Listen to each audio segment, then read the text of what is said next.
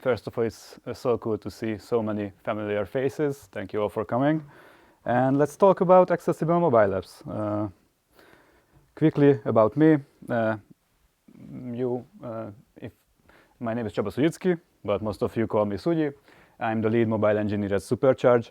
And my first encounter with accessibility was when I started to work on a mobile banking app and later on a public transport app that I'm pretty sure all of you know.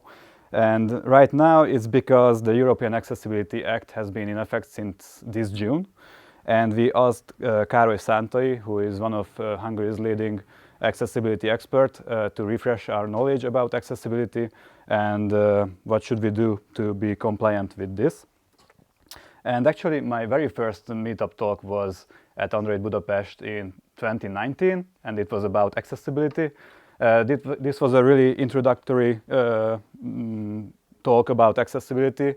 This one will not be that practical, it will be more theoretical, but in the end I will hope to hand you over some tools that you can use to make sure that your apps are great. So today's agenda. First we will talk about the European Accessibility Act, why it matters. This is the section where I want to scare you. Then we will move on, who is our target audience and why should we care about accessibility and why it will matter to more of your users than you would initially think. And then we will see what should we care about when we talk about accessibility. And in the end, I will try to tell you how to do it efficiently. So, the Act.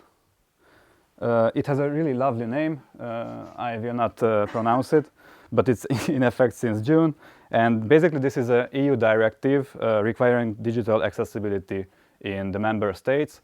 The directive means that it's not Brussels that will come over your shoulders and will take notes how you do it, but all the member states will have different authorities that will make sure that this is all the apps are compliant. And this is not just apps, it's mobile apps, website, desktop apps, operating systems, even some hardware like digital kiosks.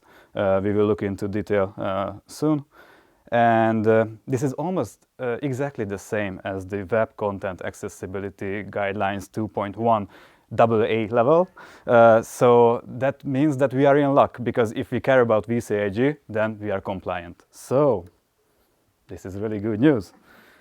And the scope of this act is, like I mentioned, devices, operating systems, self-service terminals like ATMs, ticketing machines, check-in systems, electronic communication devices like phones or other voice-over IP devices, televisions, playback devices, e-book readers, and softwares. That's what we mostly care about, or maybe some Android-driven terminals if you operate one.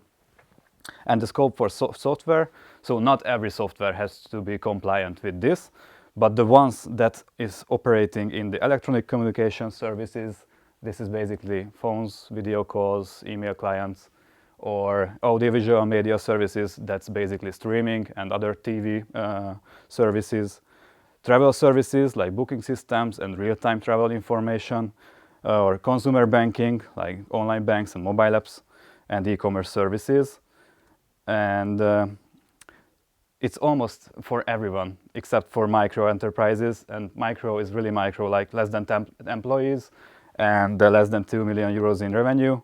Any major apps will easily exceed this. And the thing is, if you operate within the EU, so that means that your service is accessible for EU citizens, then you have to be compliant regardless that your headquarters is in the US or some Eastern country. This is my slide where I want to scare you. By the show of hands, how many of you work currently or has been working on any of these apps? Okay. So you should be compliant. What happens if you are not compliant? Well, of course, fines. So these authorities have the authority to fine you. And for repeated violations, they have the authority to suspend services and recall products. but in reality it will be more like first an audit, and they will send you a letter.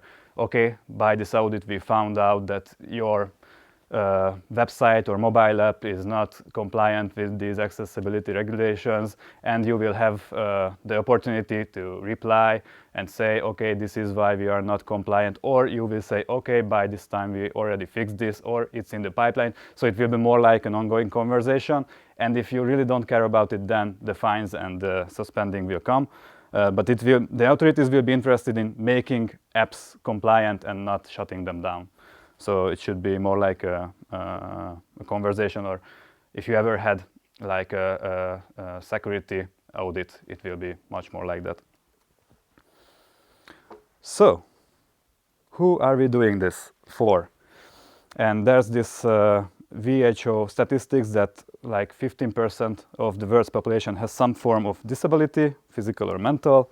What this can be: for vision disability, this is blindness, visually impairedness. For motor skills, it's people with physical disabilities, deaf people. For cognitive skills, it could be dyslexia, ADHD, dementia, and much more others. And for speech impairment people. But today we are not talking about them, because these are the permanent disabilities. But disabilities are not permanent all the time. Of course, if you lose a limb, that's pretty permanent at the moment. But a broken arm can be just as limiting as losing your arm, but it will be only temporary. So within a few weeks you will recover, and then you will be able to use both your hands. But for that time being, that you will experience some disability.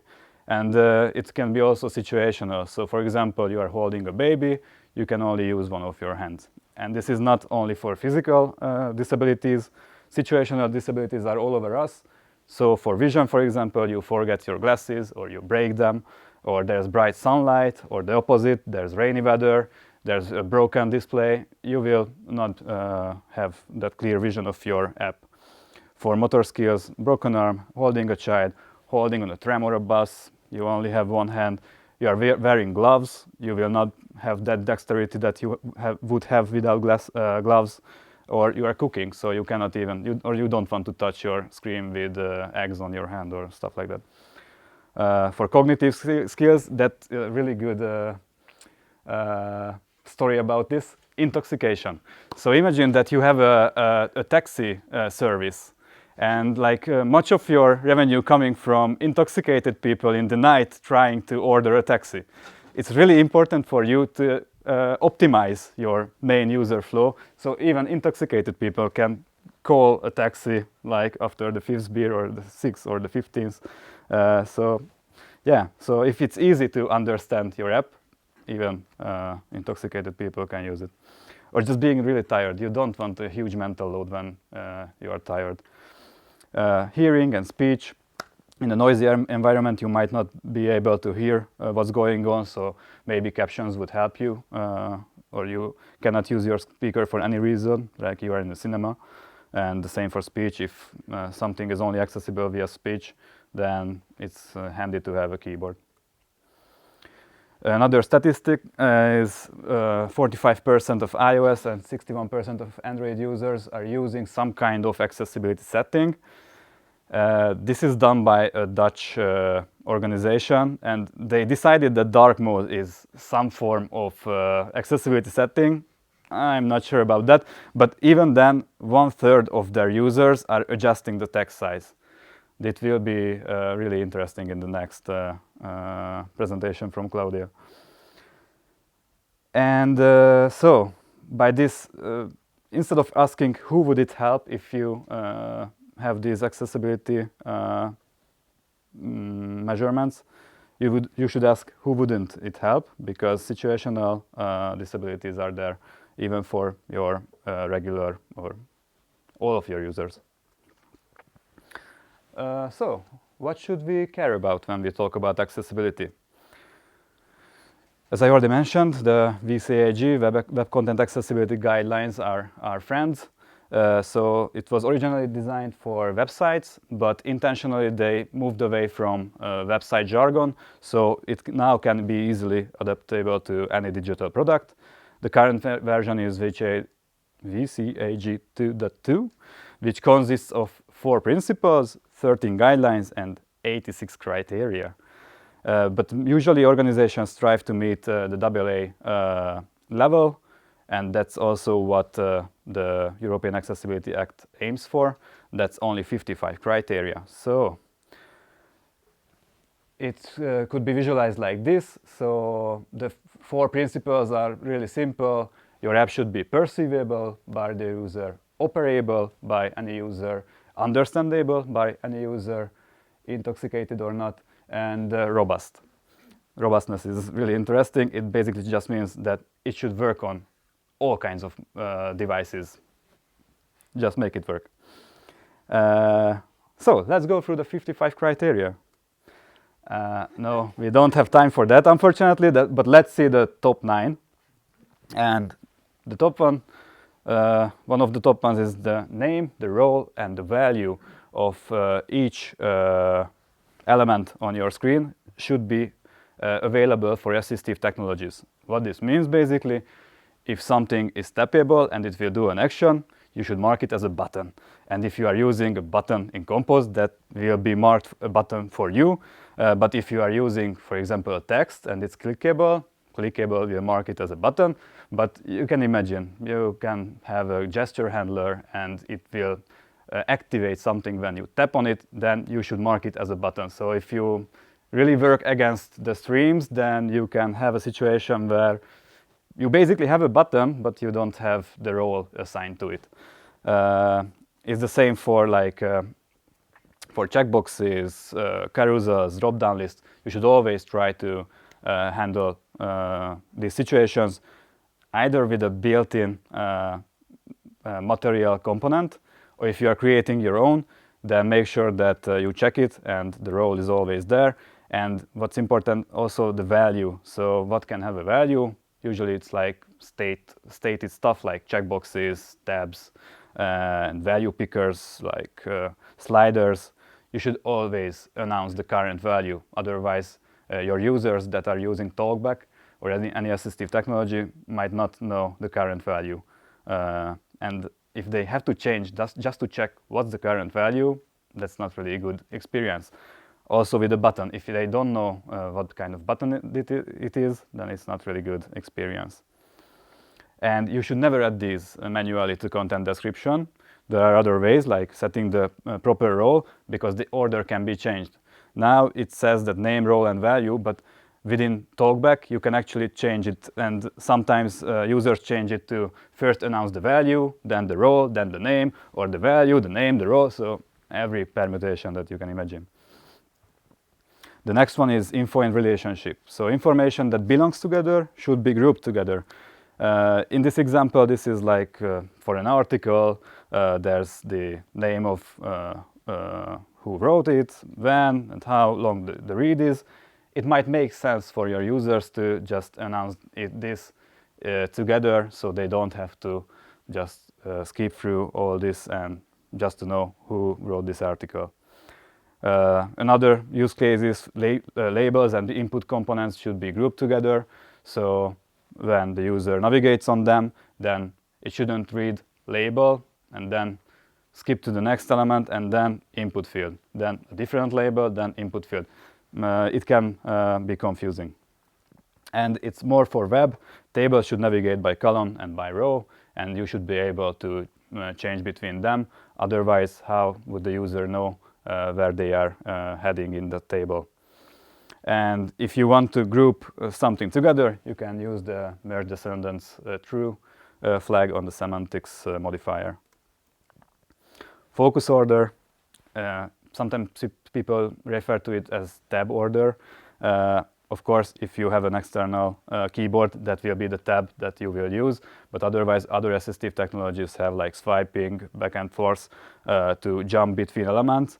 And it can be really confusing if you break this, because the way we read like regular books, it determines the way our head thinks about information. And usually we scan from left to right and top to bottom. Of course, it's the opposite if you are Arabic, because you will read from right to left, and then your brain will scan for information from right to left. but just make sure that assistive technologies use the equivalent focus order. So don't just jump from the back button to down to the submit button, then back to the screen title. And this can be tricky if you are changing the Z index of some elements, because Compose will use that information when trying to get the focus order. So in that case, you might need to change it. But otherwise, it doesn't matter where your composables are in the hierarchy. The assistive technologies will try to create a snapshot of your view hierarchy, and it will go from left to right, from top to bottom anyway. Reflow. This is one of the more interesting ones. Layout should adapt to the available space. What that means is you should always try to avoid having to scroll to two directions. When you need more space, basically you should try to just scroll in one direction and make sure elements and text are not cut off like on my slide. And foldables that I can think of, or you can have multi-window mode or Android, for instance, Android, I don't know, 8, 10. And orientation change is the next big elephant in the room. Who has done that? In the manifest, you said that it will be only portrait. Yeah, you really should not do this. And the reason is that some people in wheelchairs have like these stands, and they are using their phone always in landscape. And it's really rude to ask them to always rotate your phone, for example, when you want to enter on a BKK ride and it's in portrait, unfortunately. And text with a large font usually it reads easier on landscape, so that's another big issue. Recite text, yes, Claudia will tell you all about it. Non-text content. I really want to highlight the AI slope that I generated, that one eye is covered and the other is non-existent. But imagine that you want to use your own application blindly, and you have icon buttons all over, like a back icon and like, I don't know, hamburger menu icon, and you forget to add the content description. Then what you will hear when using TalkBack? Button, double tap to activate. Then you move to the next one, button, double tap to activate. How nice, so many buttons. And what if one of them is the launch nukes button? You will know only when you activate it. So always add content descriptions for this kind of buttons, and if you have some kind of label and maybe a switch next to it, you should group them together so the user doesn't have to guess what will happen if I activate this element. And if there's only just something for decoration, then with the clear and set semantics with an empty lambda, you can just tell these assistive technologies, okay, this doesn't exist, just go over it. But let's imagine that you forgot to add the launch nukes button content description. Status messages. When new information appears, for example, a snack bar that says rockets will launch in 30 seconds, there's also an undo button. People using assistive technologies should have a way to know that new information appeared. And lucky for us, if we are using snack bars, it will handle it automatically. But there could be some kind of dynamic information on your screen. Then you will have to set up it as a live region, and you should tell that it's in a polite or an assertive mode. Polite means that whatever is read right now by the system, it will wait for it to finish and then will read your change from the live region. Assertive will cut it off and read yours immediately. Maybe this one is really important, so it should have an assertive live region mode. And last but not least, contrast minimum. So even if you have perfect eyesight and you are having your tablet upside down in your head, then the contrast ratio of regular text between the text color and the background color should be 4.5 to 1, and for bold and large text it should be 3 to 1, And this can be checked in Figma. It really should not be a concern of developers, because if you do this once everything is implemented, it can be tricky to fix. So how should we do all of these? First of all, it's a team effort. So it's not only developers that can deal with this. Also, designers should take care of the visual requirements, like the contrast ratio, and you should not only rely on colors. So if you have input fields, then it's really hard to decide if it's in error or focus if you only use like red and some kind of gray colors and your user is colorblind. You should always add like some kind of indication, like an icon. The empty space between elements should be plenty, so it's easy to understand the screen, and the touch targets should also be high enough. For content creators, they make the app understandable, so maybe it's your content creators' responsibility to provide you the proper content descriptions. They should use simple language and thoughtful iconography. Different icons can mean really different things in different parts of the world. And the floppy, who will know in 20 years that the floppy has to be something that saves stuff. And the developer, where it all comes together, of course, if there's missing content description, you should raise it. Our layout should be robust enough to reflow, and the groupings should be made properly. We should check the focus order, because as I mentioned with Z-index, you can easily mess this up. Sometimes you have to set up live regions for dynamic content, and the name, role, and value should be kept tidy. But usually you should only care about this if you have custom elements. One tool that I highly recommend is this apt.org. This is from a Dutch foundation who are aiming to make apps accessible for everyone. And this will basically break the WCAG rules for you down really neatly. And they will provide you with best practices, even code snippets in SwiftUI, Compose, HTML, whatever you can name. And they also are listing the reasons why this is a requirement. So it's really easy for you to imagine how people will use that certain criteria. Communication. You should find a way with your team how to communicate about this stuff, because it's not that easy. And for us, what works currently is we are marking Figma designs with different accessibility properties. I will show an example of this. And also QA, who will validate your app. Your QA team might need some help with these assistive technologies, how they can set up talkback, how they can use it, and turn on captions. It's really important, because what talkback captions will do is whatever talkback is reading for you, it will have a caption for it, and they can make screenshots, and they can attach it to Jira tickets. So it's really important to have captions. And this is what we have, for example, at the GS application right now. This is a really simple screen.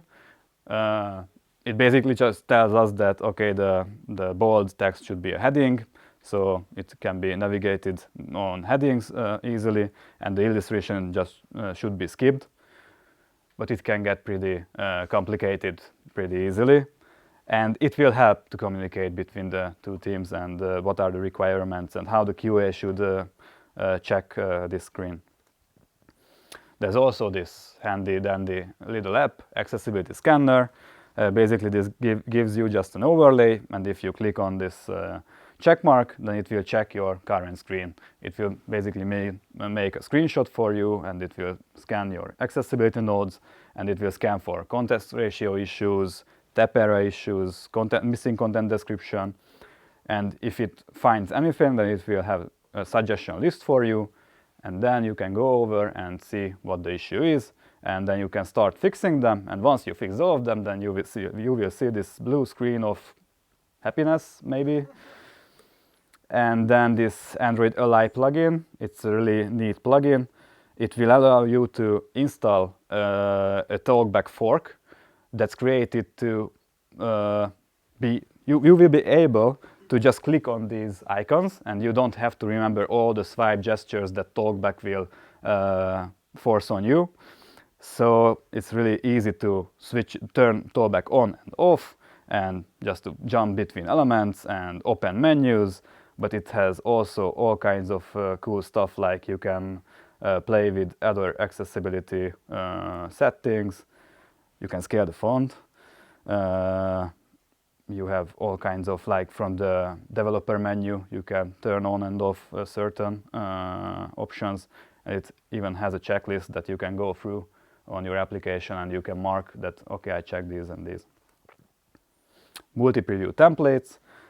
This comes built in with the preview tooling for Compose, and you can check easily font scaling, scale sizes, light and dark themes, dynamic colors. But if it's not enough for you, then you can create your own. And I would like to refer to Steve's really good presentation about practical tips and tricks to improve your Compose previews, and you will know everything about Compose previews and how you can create your own multi-previews and even more. There's also this Compose UI check. This is a brand new for me button in the preview area. This will basically do a multi-preview of all the multi-previews for you, and on your currently selected preview. And it also runs basic accessibility checks similar to Accessibility Scanner. And if you run it, first you will see your preview in all the possible combinations of the multi-previews. And it will also show you a little window where it found problems, and you can go through it one by one. But once again, it will be just contrast, touch targets, missing content, and maybe it will detect for you overlaps. But when I tried it, if you group something together as a toggle label, it will always tell you that something is overlapping, and it's your own toggle label. So I don't know, it's not working that good at the time. And my last tool for you is this checklist. And first and foremost, I would highly advise to you that decide with your team how to communicate about accessibility, because it's a complex topic, and most of it is invisible. So you should make it somehow visible for all the team, like designers and content creators and QA. And shift left, catch issues early. There are plenty of Figma plugins that try to help you with this. Catching it during the design phase is much cheaper than after development. Fix the lint accessibility issues, don't just ignore them. That's the easiest for developers. And start with the top 10 criteria from apt.org. This will cover most of what you need to do. If you are not like a streaming platform where you have to add captions and have really tricky situations, then these will be the most crucial ones. And I would also advise to start with your main user journey. When the authorities come and they will see that the bottom of your FAQ page is not accessible by someone, they will not care that much about that. They will care that, okay, everyone can use the main service that you provide. Use Accessibility Scanner, it's really cool. Use TalkBack and voice access and large text, and try all these different accessibility features, because it's one thing to see it in preview, and it's another thing to use it as a whole in your application. And if you can, then test with real users that are using these assistive technologies. When we were working on one of the mobile banks, we were at the Institution for Blinds, and it was really amazing to see how they operate TalkBack.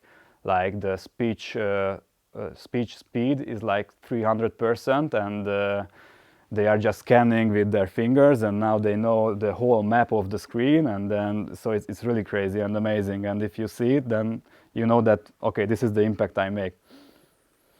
And the resources you will find here that I use for this presentation, and that's it from me.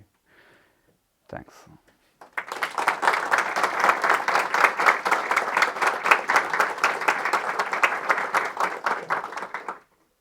Do we have time for questions? Yeah, a couple. Are there any questions? how long it takes to test? Yeah, a lot. Yeah, it's a lot, and not just the testing, but setting up this whole thing that who will test it? How will they test? Will you use an external keyboard, or you will just check with TalkBack? Getting used to using TalkBack is taking time, so it takes time. So does QA does it for you? Like you have a Yes. pipeline, you're finishing the task. Yes, and yes, QA yes. goes through general QA and then goes through accessibility Yes. QA. Of course, we are doing this more like in campaigns, so not every time when we touch like just a minor text, but for new features and the first time when we consider, okay, we should really make this journey accessible, then yes, we have an initial round. Did you try some automation? I remember something exists on instrumentation test. Yeah. Espresso can also check for accessibility nodes, but it's the same as any other test. Your developer will set up that test for you. If they don't care about something that should be there, then it's hard to cover. If you have something that's established and you are only worried about if it's break or not, then it makes sense to, and we'll need a UI test suite to add accessibility tests to it. If you don't have UI tests, then your QA effort will go into writing the UI test first. I was curious if anybody goes that route. Of course, someone does, but I rarely hear people saying that. Yeah, and there are also, mostly for web at the moment, services that offer you zero effort accessibility that will basically just parse your HTML and try to add on top of it something that assistive technology will use, but as I heard, it's not really good. If it would be good, then you could maybe just generate it once and add it to your website, but it's not working. And it's a lot of tokens, and I'm really worried about the rainforests and all this kind of stuff. Did you have any experience, for example, an authority knocking on your door, complaining about accessibility? Not yet, and I didn't hear about anyone else. You heard? Yeah. Oh, okay, then maybe. Okay.